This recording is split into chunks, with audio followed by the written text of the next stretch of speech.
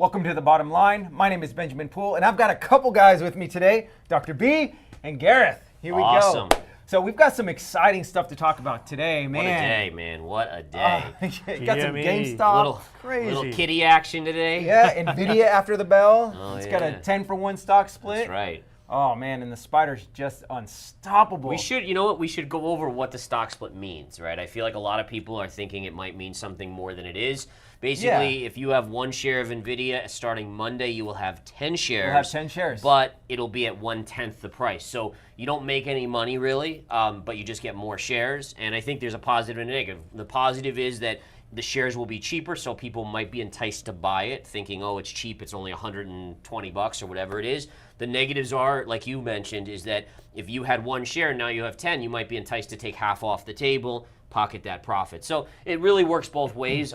In general, there's a lot of hype into it, so maybe it puts in a little top. But then again, we've thought the top was many, many times, and it so far has not been. Eventually it will be. Eventually we'll be right. Yes. Yeah. Well, what it does too is it really enables people with lower account sizes to actually buy the stock. Yeah. Right? Yeah, Well, it there are some accounts that actually do Robinhood, partial yeah. shares, Partial, right? Yep. So Yeah. you could do like a 1/10 of a share, which is basically what's going to happen now. Kind of like with Bitcoin, people can buy a That's right. tenth of a Bitcoin. Satoshi, Yeah, right? Satoshi. Exactly. Yeah, exactly. So, All right, into the charts, right? do it. Let's Gareth see what we has, got here. How's All right. the SPY for us? So we're gonna get into GameStop because I'm sure everyone's interested. I think Roy and Kitty's still going live, or he still is live right now. But I just wanted to quickly over the economic news today and what we see in the charts. So this morning we got a non-farm payrolls report, much stronger than expected. And in the game plan today, I said, yeah, it's much stronger. The markets were selling off. But is it really that negative? Because they revised last month down from 175 to 165. And my thought process, knowing human psychology, is that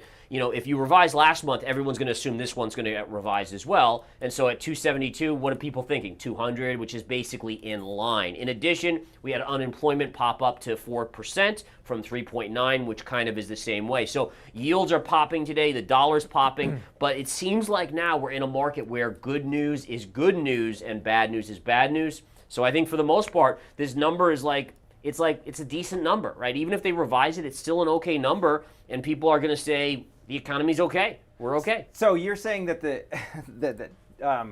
interest rate, the yields are rising, the Dollars the rising, dollar which usually rising, crush the and the market. spiders are rising. Yes. Wait, what? That's the thing, is that's very Aren't they unusual, usually right? inverse? That's right. Usually Okay. they are inverse, but not today. And we can let's flip over to the 10-year and look at this pop on the 10-year. This is the daily 10-year chart, and look at that big green candle right here. So we were at like 4.28, and now we're at 4.42. We are back into this kind of zone here, so I'm kind of curious what Monday does, if it rejects it here or not. And then if we flip over to the US dollar today, look at that pop on the dollar. Right off this little support line, right back up. Gold is taking an absolute beating today, which has kind of been my line on gold in the short term. I had this bearish pattern, and we're starting to break down here. We got a little support here, but overall, good news is good news, apparently, all of a sudden. And for everything. For everything. Yeah. Yeah, That's it's the kicker, crazy. man. So I'll kick it over to you guys. What do you guys got on GameStop today? I want to talk about GameStop because, if you know what you're doing, if you learn technical analysis, you can make money, right? You can make money on any stock that's moving if you know technical analysis. You lighten your position size when you have stocks that are this volatile.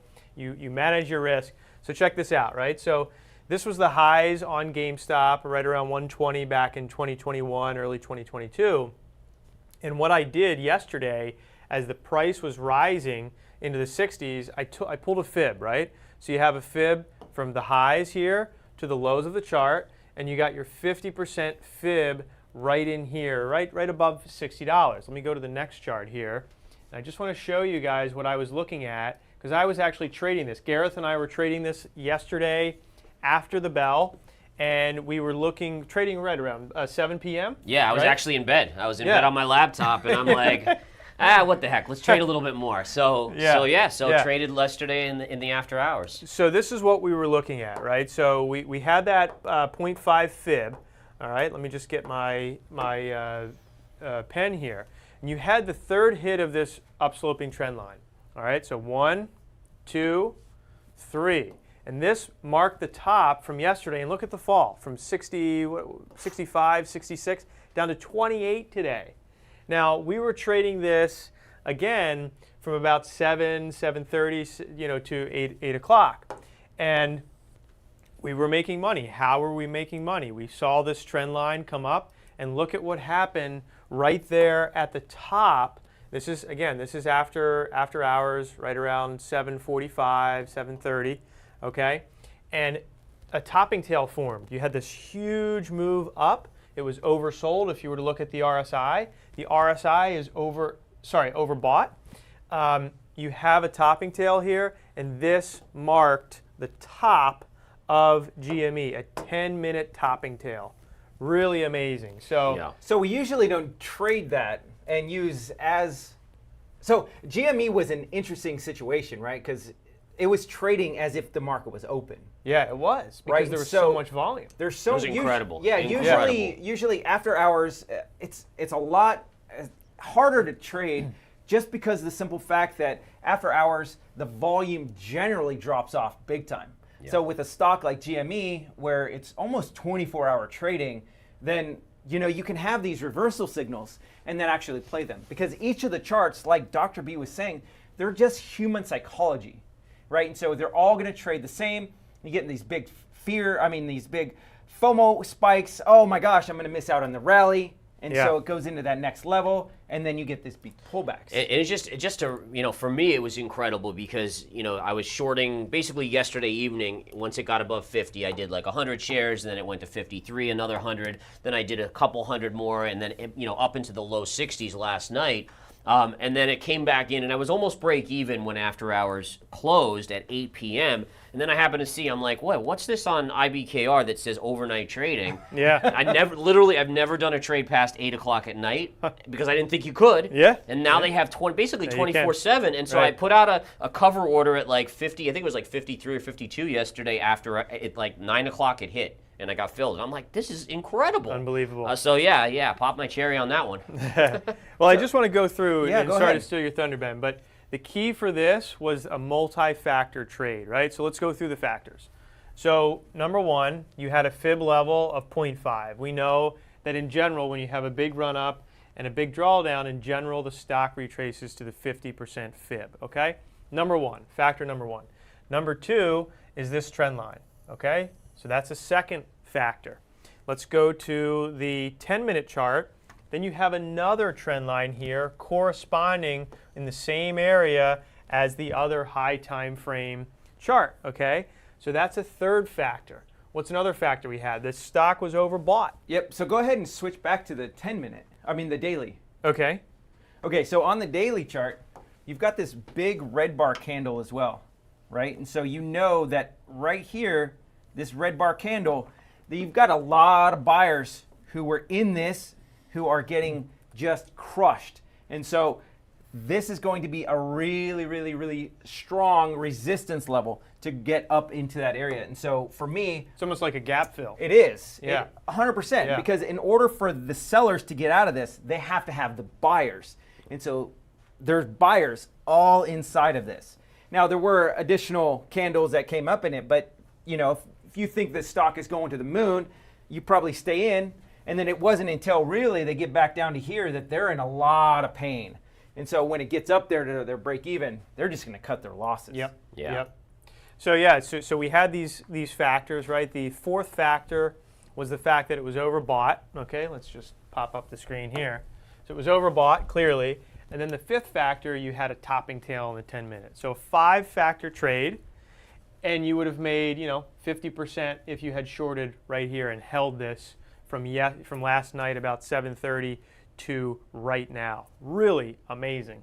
That's incredible. This is technical analysis, 101 right here. I mean, a little advanced, but So let's take it into another thing here. Let's talk about human psychology. And this is something that I've learned from the 25 years that I'm trading, is that there tends to be a lot of hype leading into big events. So as soon as I heard about this Roaring Kitty YouTube live, I was like, okay, the price is going to go up parabolic, and then it's a sell the news event. And I know this because how many iPhones in my 25 years have I gone through their big unveiling, right? And it's always the stock runs up on this excitement, and then once they show it, everyone's like, okay, and then it sells off, right? And so that's exactly the same. It's because it's human psychology. It doesn't matter if it's an iPhone or Roaring Kitty going live on YouTube. It's the same thing. Yeah. It's still the hype leading into it, and then the letdown afterwards. And I mean, we threw it on over there. I mean, it didn't exactly make me feel like GameStop's an amazing company. And I'm not saying he's an awesome dude. I saw the movie, but at the same time, it's not like I'm not sitting there saying, wow, he's really making some amazing points about this stock. Yes, you're right. Fundamentally, it's like,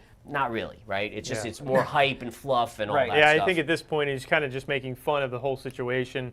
You know, he's made all his the way money. to the bank, baby. Exactly. He's made his money and he's drinking a beer. As and soon as he went on, I mean, it was close to $40, $38, right? Because that was the hype, right? That Now was the it's hype, and as trading soon at as 27.65. So glad I canceled my order at 28. There was a lot of support there, and the fact that it lost this support, and again, it'll probably continue to keep getting halted as we go lower. I think it's halted again, it looks like. Yeah, there is this big gap fill right around, what is this, 23, somewhere like that. So you might get a bounce. We might trade it again. We never know. Yeah. You never know. Yeah. There might be a trading opportunity. I've been long and short probably 10 times since last night, you know. So on the one stock. on the one Just stock. trading And your Human success psychology. rate is? I've won on every one of them. Now I got to knock you on gotta wood knock on somewhere wood. because now, of course, the next one will be the loser. But So that's just 100% success rate on a meme stock, and it just goes to show you that, you know, technical analysis, if you study That's it. if you practice it, it works. It does work. Manage your risk, and you're gonna. And I think it's important. It's a success rate. So being 100% still means that over the 100 trades, I mean that might have been 10 trades, but over 100 trades, I will be wrong on a certain percentage. Yep. But that's the nature of it. Technical analysis doesn't promise invincibility. Sure. It just puts the odds in your favor, and Yep. it's the consistency of doing 100 trades and then the next month 100 trades and winning 70% of the time. Right. Yeah, and you know, in the Apex trading room, we have about an 85% success rate. 15% are losers. We manage that risk, and you know, we're essentially using technical analysis 95% of the time. Yeah. Some of it's, you know, the other portion is psychology, the other portion is earnings and news and so on and so forth. So yeah, It's cool. pretty fun stuff, though. I mean, It really is.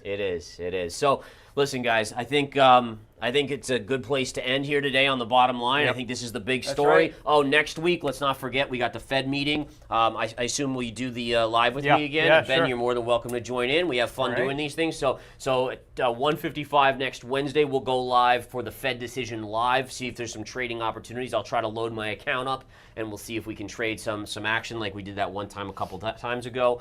And you want to give your little. Yeah, little please. Ausspiel?